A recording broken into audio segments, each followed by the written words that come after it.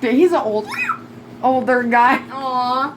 And he was just being sweet and stuff. He's a gypsy apparently, and he walks in and I'm helping a customer and she's done and she leaves and he goes, "Can I just marry you?" And I said, "Sorry, I'm already married." And he goes, "But I'll make you the gypsy queen." And he shows him the tattoo because she didn't believe him at first. Quit hurting yourself. Just hiccup without hurting yourself. You can do it. Not if my whole life is in it. Good God. Hi. Okay, that's enough now. I'm gonna drink water and see if I can get rid of him. So, this guy comes in and he lives across the street from the never mind. Okay, so a gypsy dude. Which corner was that again? No, Dad. A gypsy dude comes into her store. And Oh, that corner. Okay. he says, "Can I?" Okay, so there was this guy. Oh, see, I think they're gone.